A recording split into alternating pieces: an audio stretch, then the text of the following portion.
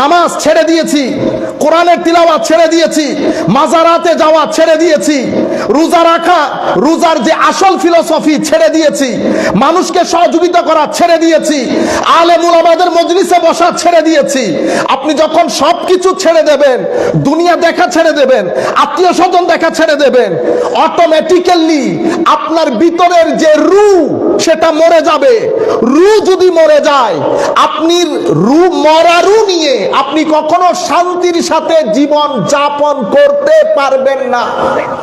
চাহে আপনার ঘরের বাইরে গাড়ি 10টা থাকুক, ব্যাংকের মধ্যে 10 কোটি টাকা থাকুক, ডাজন্ট ম্যাটার। আপনি নামাজ বন্ধ করবেন, তিলাওয়াতে কোরআন বন্ধ করবেন, আউলিয়া ইকরামের মাজারে যাওয়া বন্ধ করবেন, দ্বীনকে প্র্যাকটিস করা বন্ধ করবেন, আমার নবীর সুন্নতের মহব্বত ছেড়ে দেবেন, গরিব গুরাবাদেরকে দেখভাল করা ছেড়ে দেবেন। হবে কি জানেন? আপনার এগুলা হচ্ছে ভিতরের রূহের গাজা, এগুলা রূহের খাদ্য। আপনি শুধু শরীরের খাদ্য দিয়ে আপনি আপনাকে খুশি করতে পারবেন না। আপনাকে 2 ধরনের খাদ্যের ব্যবস্থা করতে হবে। মা বাবারাও শুনছেন আমার কথা। আমরা ছেলেদের জন্য শুধু শরীরের খাদ্যের ব্যবস্থা করি।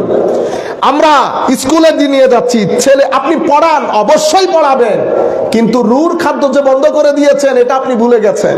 কিভাবে বন্ধ করে দিলেন? আপনি ছেলেকে যে কোরআনে পাক পড়ছে না, কোরআন শিখে নাই ছেলে, আপনি মনে করেছেন এটা দিয়ে শুধু কবরের মধ্যে, হাসরের মধ্যে, কবর হাসর তো জায়গার মধ্যে আছে।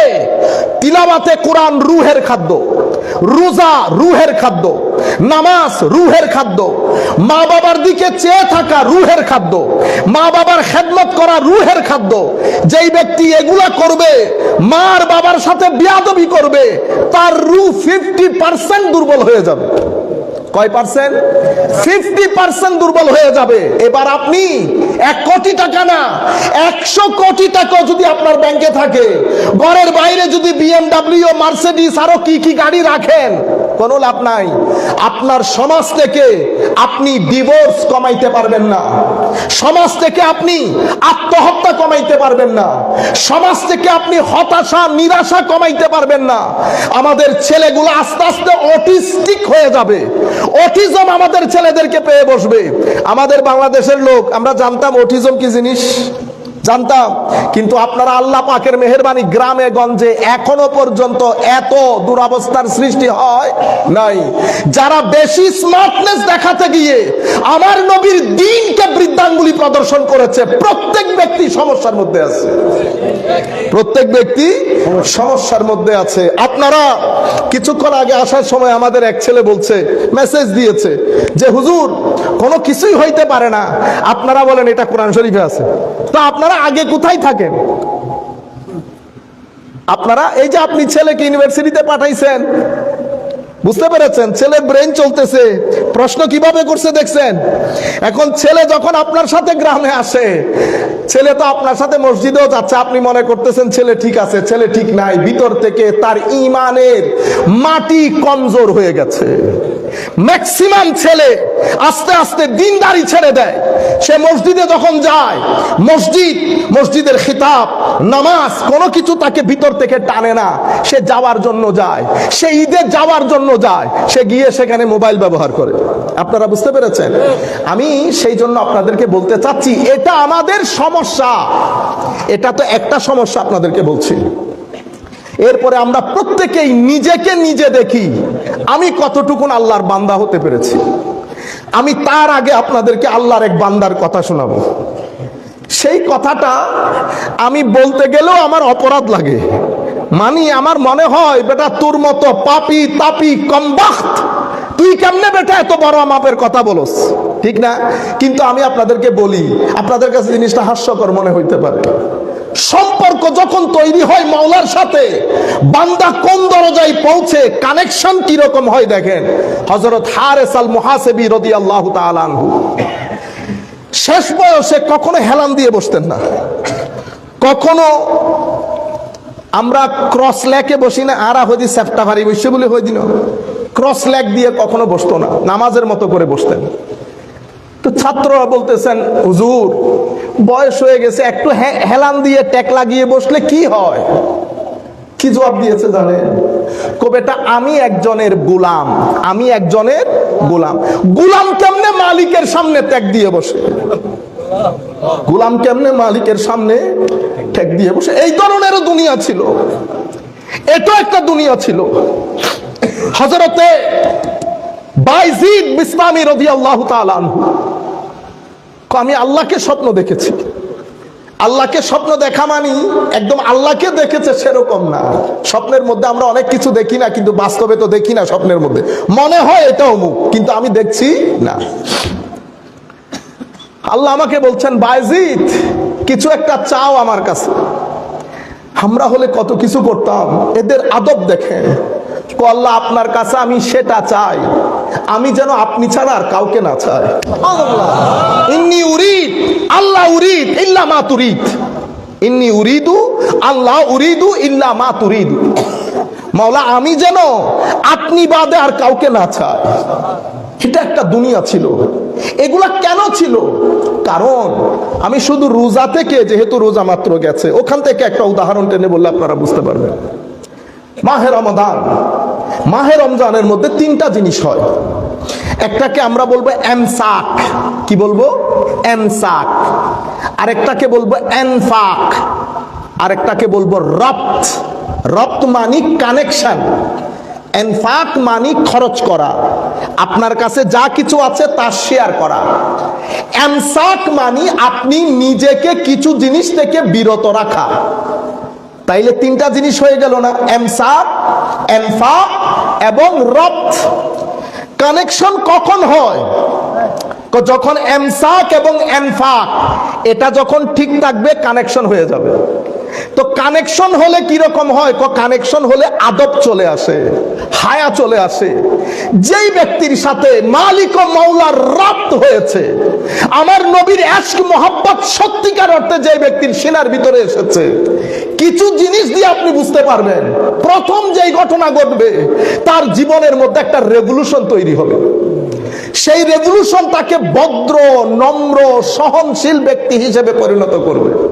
কাপড় চোপড় পরিবর্তন করা বড় সহজ, চরিত্রের পরিবর্তন ঘটানো বড় কঠিন। আমার নবীর ইশক, আমার নবীর সাথে কানেকশন এবং রপ্ত যখন হয়, রপ্ত হওয়ার আগে এক ধরনের, রপ্ত হওয়ার আগে এক ধরনের, রপ্ত হয়ে যাওয়ার পরে ফারুক আজম রাদিয়াল্লাহু তাআলা আনহু আমার নবীকে তলোয়ার নিয়ে আসে নাই আমার নবীর দরবারে। হ্যাঁ, কি কারণে? আমার নবীকে আহত করবে বা নিহত করবে। রপ্ত ছিল না বিদায়, কিন্তু যখন কানেকশন হয়ে গেছে তখন কি বলে দেখেন, বি আবি আনতা ওয়া উম্মি ইয়া রাসূলুল্লাহ, হুজুর ফারুকের মা বাবা আপনার কদমে কুরবান। জবান দেখছেন? জবান পরিবর্তন হয়ে গেছে না? সম্পর্কের আগে এক ধরনের, সম্পর্কের পরে আরেক ধরনের হয়ে যায়। হযরতে মুসআব বিন উমাইর রাদিয়াল্লাহু তাআলা সম্পর্ক যখন ছিল না, মক্কার বিল গেটসের ছেলে, সবচেয়ে ধনী লোকের ছেলে। আমরা বলি না সোনার চামচ মুখে নিয়ে জন্মগ্রহণ করেছে, এই সোনার চামচ মুখে নিয়ে জন্মগ্রহণ করেছে মুসআব বিন উমাইর।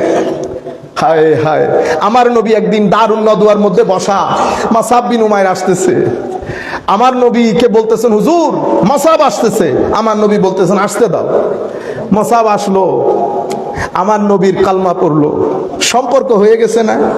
সম্পর্ক হওয়ার পরে মুসআবের মা বাবা অত্যাচারের একেবারে শেষ পর্যায়ে নিয়ে গেছে মুসআব বিন উমাইরকে। ঘরে বন্দি করে রাখা থেকে শুরু করে সব ধরনের অত্যাচার। ওনাকে তৈরি করা হচ্ছিল মক্কা শরীফের রাজা হওয়ার জন্য। সেই মুসআব আমার নবীর বাজারে বিক্রি হয়ে গেছে। আমার নবী মদিনা শরীফে পাঠিয়ে দিয়েছেন প্রথম মুসলমানদের অ্যাম্বাসেডর হিসেবে, রাষ্ট্রদূত। কোথায়? মদিনা শরীফে। মদিনা শরীফ থেকে আমার নবীর দরবারে আসলেন 6 মাস 1 বছর পরে আমার নবীকে পুরা মদিনা শরীফের কাহিনী বলার জন্য। মুসআব রাদিয়াল্লাহু তাআলা আনহুর আম্মা জান আব্বা জান মনে করেছিলেন মুসআব আগে আমাদের কাছে আসবে, কিন্তু মুসআব মা বাবার কাছে যাবে। সম্পর্ক এক আজীব। আমার নবীর সাথে যখন মহব্বতের সম্পর্ক হয়ে যায়, এটা এক আজীব সম্পর্ক। এটা মানুষকে বেকুল করে দেয়, এটা মানুষকে পাগল করে দেয়। আমি সালাতুনিয়ার মধ্যে যে শেরটা পড়েছি, যে রাহমাত কুন নজর বার হালে জারুম ইয়া রাসূলুল্লাহ, এটা হযরত আব্দুর রহমান জামি রাদিয়াল্লাহু তাআলা আনহু শের। আমার নবী মদিনার হিত্তার মধ্যে ঢুকতে দিচ্ছেন আব্দুর রহমান জামিকে। সেই সময়ের যিনি মক্কা শরীফ হেরেমের মদিনাই পাকে সেই সময়ের যিনি এলাকার প্রধান ছিলেন, তাকে আমার নবী স্বপ্নের মধ্যে বলেছে ও যেন মদিনায় পাকের হিত্তার ভিতরে ঢুকতে না পারে। আজি একবার, দুইবার, তিনবার, ইয়া রাসূলুল্লাহ আমার অপরাধ কি ইয়া রাসূলুল্লাহ? তখন গায়েবী ভাবে এটা আপনারা অস্বীকারও করতে পারেন, অবিশ্বাসও করতে পারেন। কেন? কারণ ওই যোগ ও শোক এখন নাই। বাইরের লোক কি আমাদের শুটকির আলু খাবে? আপনি তাকে শুটকির আলু খাওয়াইতে পারবেন? তাদের কাছে শুটকি গন্ধে, আমার কাছে শুটকি বেস্ট। যার যার রুচি, যার যার রুচি। আমার নবী সাল্লাল্লাহু আলাইহি ওয়াসাল্লাম বলছেন, জামি তুমি আমার রোজায় পাকে আসিও না। তুমি আসলে আমি আমার রোজার ভিতরে থাকতে পারবো না, আমাকে জবাব দিতে হবে তোমার। তখন উনি ওই স্টেট, ওই অবস্থার মধ্যে এই শের লেখেন যে রহমত কুন নজর বার হালে জারম ইয়া রাসূলুল্লাহ, यानी जे रहमत कुन नजर बर हाले জারম ইয়া রাসূলুল্লাহ, হুজুর গরিবের অবস্থার উপর একটু করুণা করেন। গরিবম বেনাওয়ায়ম, আমি গরিব, আমি বেসাহারা, খাকে সারম, ধুলো মুখ আমার, হুজুর একটু দয়া করেন। দেখছেন ভাষা পরিবর্তন না? এখানেও জবান দুই ধরনের চলে না আমার নবীর ব্যাপারে। কেউ বলার সময় এক ধরনের করে বলে, ইজ্জত নাই, সম্মান নাই। আবার কেউ বলার সময় ইয়া রাসূলুল্লাহ, ইয়া হাবিবাল্লাহ। কেউ দরুদ শরীফ বেশি পড়ে, কেউ দরুদ পড়তে ভিতরে ঘুটন সৃষ্টি হয়, করব কি করব না, যাব কি যাব না। সম্পর্ক কি জিনিস? সম্পর্ক, কানেকশন। তো আমি আপনাদেরকে বলতে চাচ্ছি, হযরত মাসআব বিন উমের আমার নবীর দরবারে গিয়ে, অতঃপর মা বাবার দরবারে, মা বাবা বললেন, মাসআব এতদিন পরে এসে তুমি আমাদেরকে আগে না দেখে তুমি মুহাম্মদের কাছে চলে গেছো সাল্লাল্লাহু আলাইহি ওয়াসাল্লাম। হযরত মাসআব বলছেন, মা আপনি কেমনে মনে করলেন শহরে আমার নবী থাকবে আর আমি আমার নবীকে না দেখে আপনাকে দেখতে আসবো? সম্পর্ক দেখছেন মানুষকে কি করে। আরেক মা হযরত সাদের আম্মা জান, বেটা দিন ছেড়ে দে, মুহাম্মদ সাল্লাল্লাহু আলাইহি ওয়াসাল্লামকে ছেড়ে দে, নতুবা আমি এই ভাত বন্ধ করে দিলাম, ভাত খাবো না, ভাত মুখে তুলবো না। একদিন, দুই দিন, তিন দিন খাচ্ছে না, দুর্বল হয়ে যাচ্ছে।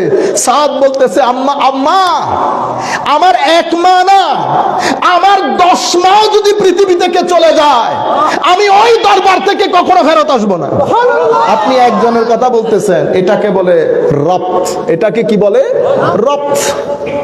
আপনি এত সহজ সাহাবায়ে কেরামের বিরুদ্ধে শুধু রপ্তের কারণে, শুধু কানেকশনের কারণে, জঙ্গে বদরের মধ্যে ভাই ভাইয়ের বিরুদ্ধে দাঁড়িয়েছে, ভাই বাবার বিরুদ্ধে, ছেলে বাবার বিরুদ্ধে দাঁড়িয়েছে, একজন একজনের বিরুদ্ধে, কাছের আত্মীয়ের বিরুদ্ধে দাঁড়িয়ে গেছে। কি কারণে? সম্পর্কের কারণে। ছেলে বাপের বিরুদ্ধে যুদ্ধ করছে, বাবা নবীর পক্ষে, ছেলে কাফেরদের পক্ষে। ভাই নবীর পক্ষে, আরেক ভাই কাফেরের পক্ষে, সবাই যুদ্ধের মধ্যে বসা। ছেলে বাবাকে বলছে, বাবা বদরের যুদ্ধে আপনি 2-3 বার আমার তলোয়ারের সামনে চলে এসেছেন, আমি শুধু বাবা বলে ছেড়ে দিয়েছি। বাবা বলতেছে, বেটা খুব ভালো কাজ করেছিস, তবে তুই যদি একবার আমার তলোয়ারের সামনে আসতে আমি তোকে ছেড়ে দিতাম না।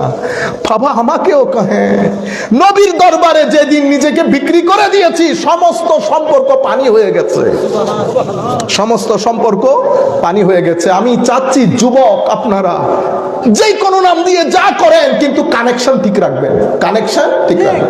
তাইলে আমি 3টা কথা আপনাদেরকে বলেছি। এমসাক, এই যে আল্লাহ রোজা দিলেন, মাওলা কেন দিলেন? রোজা না দিলে কি হইতো? দেওয়ার তো কোনো দরকার ছিল না। আপনারা কখনো চিন্তা করে দেখছেন রোজা কেন দিয়েছে? আমাদের বর্তমানে রোজা পালনের ধরন কিরকম হয়েছে? মাহে রমজান, রুর যে খাদ্যের দরকার, তো রুর খাদ্যের জন্য আমার আল্লাহ পুরো একটা মাসের ব্যবস্থা করেছেন রুর খাদ্যের জন্য। রু যখন শক্তিশালী হয় তখন আপনার শরীর দুর্বল হয়ে যায়। এই দুর্বলতা আপনার শক্তির দুর্বলতা না, এটা অন্য দুর্বলতা। তখন আপনি ইচ্ছে করলেও খারাপ কাজ করতে পারছেন, গালি দিতে পারছেন, গীবত করতে পারছেন, পারেন নাই। যেই চাঁদ উঠেছে আবার আমরা নিজের মতো করে হয়ে গেছি। কিন্তু চাঁদ উঠার আগে আমরা, আপনারা না শুধু, পুরা পৃথিবীতে এই রমজান মাসের মধ্যে ক্রাইম রেট নিচে চলে আসে, ক্রাইম রেট নিচে চলে আসে। যাই হোক, কেন? এমসাক মানে নিজেকে দূরে রাখা। কি কি থেকে দূরে রাখবেন, এটা বড় গুরুত্বপূর্ণ আপনাদের জন্য। এই পৃথিবীতে দুই ধরনের জিনিস আল্লাহ সৃষ্টি করেছেন, কিছু ভালো কিছু মন্দ, সত্য কথা মিথ্যা কথা, মানুষকে সহযোগিতা, মানুষের সাথে প্রতিযোগিতা, মানুষকে ঠকাবো, মানুষকে ঠকাবো না।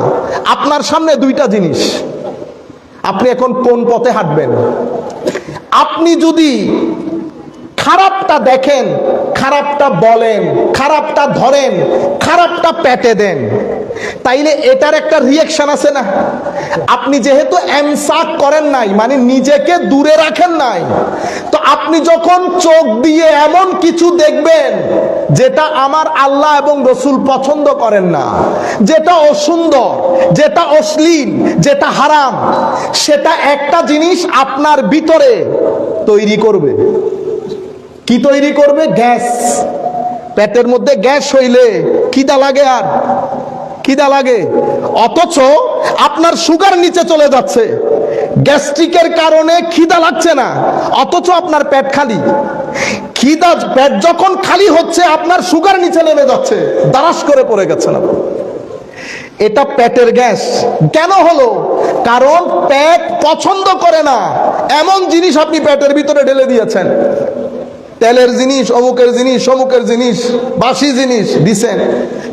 পেটের মাথা খারাপ হয়ে গেছে, পেট পছন্দ করে না। যেই পেট পছন্দ করে না, গ্যাস তৈরি হয়ে গেছে। যেভাবে পেটে গ্যাস তৈরি হয়, সেভাবে রুহানি গ্যাস তৈরি হয়। রুহানি গ্যাস মানে আপনার রু চাইতেছে না এটা কর, আপনি করেছেন। আপনার রু চাচ্ছে না এটা দিস না পেটে, আপনি দিয়েছেন। হারাম দিয়েছেন, মানুষ ঠকিয়েছি, মানুষের সাথে বেয়াদবি করেছি। প্রত্যেক ব্যক্তি এমসাক হয় নাই। এজন্য আমার নবী কি বলেছেন? উম্মত, আমি খাদ্য বন্ধ করার জন্য রোজার ব্যবস্থা করি নাই, আমি এমসাকের জন্য ব্যবস্থা করেছি। খাদ্য থেকে দূরে থাকবো, আবার গুনাহ, আমার আল্লাহ রসুল অপছন্দ করে এমন জিনিস থেকেও নিজেকে দূরে রাখবো।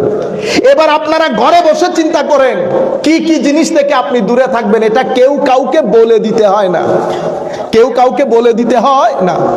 আমাদের ভিতরে এই যে আমরা সমাজের মধ্যে শান্তি পাইতেছি না, ডিপ্রেশনে পড়ে গেছি, কোন একটা জিনিস মন মতো খেতে পারছি না, কোন একটা ডাক্তারের পারফেক্টলি চিকিৎসা পাচ্ছি না, কোন একটা আইন সংস্থার কাছে গিয়ে পারফেক্টলি বিচার চাইতে পারছি না, আমি সামগ্রিকভাবে সমস্যার মধ্যে পড়ে যাচ্ছি, কেউ কাউকে সহযোগিতা করছে না। কেন?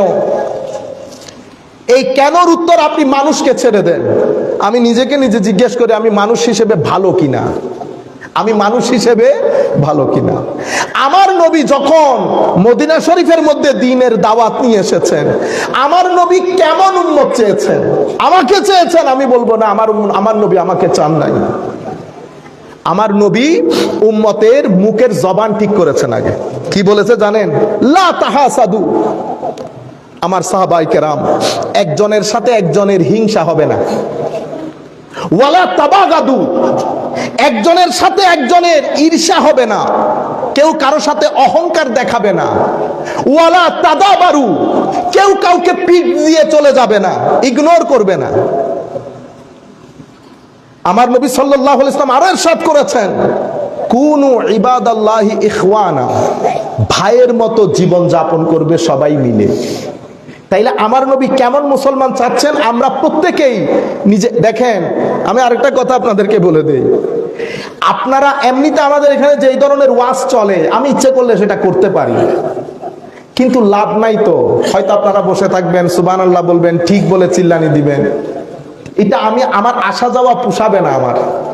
এই জন্য আমি আমার ছেলেগুলাকে কিছু জিনিস দিয়ে যেতে চাচ্ছি। একটা ছেলেকে যদি আমি দিতে পারি, এটা আমার সফলতা। আপনারা বুঝতে পেরেছেন? এই জন্য মুরব্বীদেরকে বলবো, দুয়াও করবেন, সঙ্গেও থাকেন।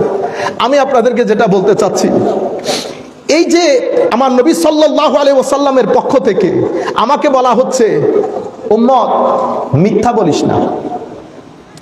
উম্মত কখনো আমরা রেগে যাই না। এক সাহাবী এসে বলতেছেন, ইয়া রাসূলুল্লাহ, হুজুর আমাকে একটা উপদেশ দেন। আমার নবী বলেছেন, লা তাকদাব। লা তাকদাব মানে গুসা করিও না। তো সাহাবী মনে করেছে এটা একটা জিনিস হইলো, ইয়া রাসূলুল্লাহ একটু গর্জিয়াস টাইপের কিছু নসিহত করেন। আবার এই পাশে আসছে, আমার নবী বলতেছেন লা তাকদাব। উনি বলতেছেন গুসা করিও না, এটা তো একটা হালকা জিনিস। আবার এই পাশে এসে বলতেছে, ইয়া রাসূলুল্লাহ একটা ভারী জিনিস কিছু বলেন। আমার নবী বলতেছেন লা তাকদাব, গুসা করিও না। আপনারা জানেন আমাদের এখানে, আমাদের হার্ট, আমাদের এখানে হঠাৎ মৃত্যু, স্ট্রোক করা, এগুলার অনেক কারণ আছে না? আমরা এত অল্প বয়সে স্ট্রোক করি কেন? আমরা এত অল্প বয়সে আমাদের চেহারা ভেঙে যায় কেন? আমার ছেলেগুলা যখন বিদেশে যায়, সৌদি আরবে যায়, কাতারে যায়, কুয়েতে যায়, ফটফটে এই দেন, তাহলে আর এটা অসুবিধে কি? আর গজ্জিদে অসুবিধে আর ইয়েন স্বর্ণের দেশ, এটা সোনার দেশ। আমরা ইচ্ছে করে নিজেরা দেশটাকে বরবাদ করে দিচ্ছি, নিজেরা দেশটাকে বরবাদ করে দিচ্ছি। দুইটা জিনিস যদি নিজের ভিতরে এই রোজার মধ্যে আয়ত্ত করতে পারেন, নিজেকে, নিজের মধ্যে, দুনিয়াও জান্নাত, কবরও জান্নাত, আখিরাতও জান্নাত। কি দুইটা জিনিস? গুসা করব না, ধৈর্য ধারণ করব। গুসা করলে কি হয়? এখন আমি আসতেছিলাম, তো আমার ছেলেরা গেছে তিনজন এক মোটরসাইকেলে, আরেকজন এই বোধহয় বাকশাক দিছে, আরেকজন রেগে গেছে। এই যেভাবে আমরা রেগে যাই, আমরা ঘর থেকে রাস্তায় আসতে আসতে, কারণ আমরা তো সিনার ভিতরে আগুন নিয়ে হাঁটি। মাহে রমজান চলে গেছে, আমরা উমরা করে আসি, উমরা করে জেদ্দা এয়ারপোর্টে আসার পর আমাদের আসল সুরত প্রকাশ পায়, আসল সুরত প্রকাশ পায়। ক্ষণে ক্ষণে রেগে যায়, ক্ষণে ক্ষণে রেগে যায়। আজকে মনে রাখবেন, আপনি যদি রেগে যান কি হয়?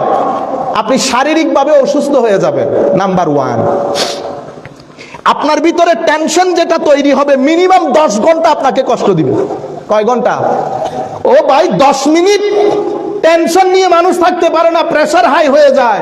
আপনি 10 ঘন্টা হজম করতে পারবেন? পারবেন না। কি করবেন জানেন? এই জন্য আমার নবী 3টা ওষুধ দিছে। একটা ওষুধ কি? মুস্কি হাসি দেওয়া। যাকেই দেখবেন হাসি দিবেন। হাসি দিলে অসুবিধা আছে? টাকা খরচ আছে না। হাসি দেওয়া আমার নবীর সুন্নত।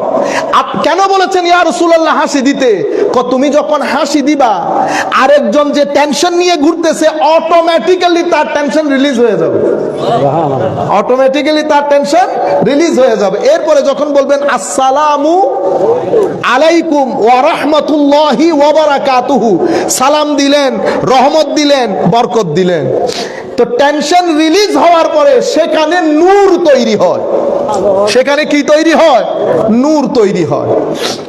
এই জন্য আমাদেরকে এই জিনিসটা দিয়েছেন। আমার নবী কি বলেছেন? এটা সদকার সওয়াব। কিসের সওয়াব? আপনি মানুষকে টাকা পয়সা দিলে যেই সওয়াব, আরেকজনকে দেখে হাসি দিলেও সেই সওয়াব। কেন বলেছে? কারণ আমি যেন টেনশন রিলিজ হয়ে যায়। আপনি যদি রেগে যান, তো রেগে গেলে কি হয়? আপনার ভিতরে টেনশন তৈরি হয়। সেই টেনশন গুলা আপনার অসুস্থতা যেগুলো আছে সেগুলাকে কি করে এসকেলেট করে। গাড়ি যখন এসকেলেটর চাপ মারেন, গাড়ি দুন্ন দেয়, তো এগুলা কি করে আস্তে আস্তে উপরে উঠে, উপরে উঠে। এখন আপনি কি করবেন? ওই আমার নবীর হাদিস লা তাকদাব। আমাদের অল ওভার বাংলাদেশে একেবারে ছোট থেকে শুরু করে বড়, এরকম আগুনের গুলা আমি পৃথিবীর কোথাও দেখি নাই। আল্লাহ পাকের মেহেরবানি, আফ্রিকা থেকে শুরু করে, ইউরোপ থেকে শুরু করে, আল্লাহ যতগুলা দেশ দেখাইছেন, আল্লাহ পাকের শুকরিয়া।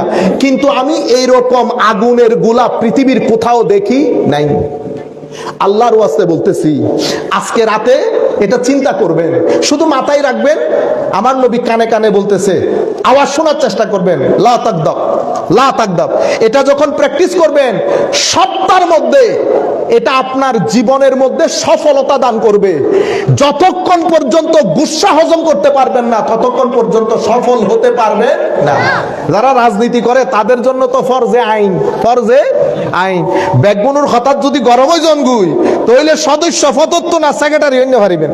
এ সদস্য আজীবন ভারপ্রাপ্ত তাহান ভরি বুঝে ইবের বাড়ি এর হনুমিকে যাইতুনু ক্যা বে সেতি জাগু দে ন বুঝন। তাইলে লা তাকদাব, ইয়া রাসূলুল্লাহ, আল্লাহ রাসূলের ওসিলায় আল্লাহর দরবারে আমরা চাচ্ছি মাওলা যেন আমাদেরকে এটা তৌফিক দান করে। আরেকটা হচ্ছে সবর। আমরা মনে করি একজনের থাপ্পড় দিয়ে দিবে তুমি সবর করতে হই না, সবরের সীমানা অনেক লম্বা। আপনি কোন একটা ভালো কাজ করতে চাইলেও সবর লাগে। আবার যেমন নাটক শুরু হয়েছে, নাটক দেখবো না, শয়তান তো ধাক্কা দিচ্ছে, দেখ একটু করে বস, ওদিক দিয়ে ফিরে থাক, এটা হচ্ছে শয়তানের। এখন আপনি সবর করা ছাড়া আপনার উপায় নাই। এটাও ধৈর্য, পাপ না করার জন্য ধৈর্য, পুণ্যের কাজ করার জন্য ধৈর্য। আরেকজন একটা কিছু বলে গেছে, একটা হাসি দিয়ে দেন, হাসি দিলে প্রবলেম সলভ হয়ে যায়। কিন্তু আপনি যদি মারামারি করেন তো মারামারি করলে দুইটা ক্ষতি আপনার, একটা হচ্ছে শারীরিক ক্ষতি, একটা মানসিক ক্ষতি, আর একটা আপনার পরবর্তী প্রজন্মের ক্ষতি। আপনি যদি একটা জাতিকে ভালো বানাতে চান, আমার নবী মদিনা শরীফের রাস্তায় হাঁটছে, মক্কা শরীফের রাস্তায় হাঁটছে, যার মুখের ইশারায় আরশ পর্যন্ত হেলে উঠে, সেই নবী তায়েফের ময়দানে ফেরেশতা পর্যন্ত বসা। হাবিব একবার বলে দেন তায়েফকে উলট পালট করে দেব। আমার নবী সেখানে বলেছেন আমি ধৈর্য ধারণ করব। আমি কি করব? আল্লাহু আকবার, নারে রিসালাত, ইয়া রাসূলুল্লাহ, নারে গফিয়া, ঈদে মিলাদুন নবী, রবায়াহালে জিন্দাবাদ। তাইলে আপনার এই যে আমাদের এটা আমি যে বলছি আমার নিজেরও খারাপ লাগতেছে, কারণ এটা অনেক উপরের জিনিস। এটা নবী হিসেবে আমাদেরকে শিক্ষা দিচ্ছেন। কেন? কারণ আপনি বড় জায়গা জিততে হলে ছোট জায়গা ছাড় দিতে হয়। আজকে তায়েফ কার হাতে? মুসলমানের হাতে না। তায়েফ মুসলমানের হাতে না।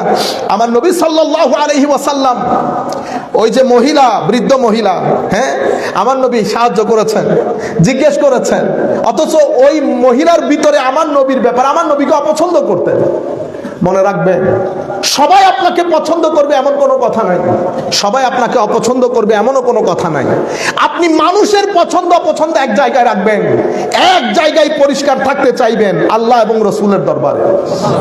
বাকি মানুষ।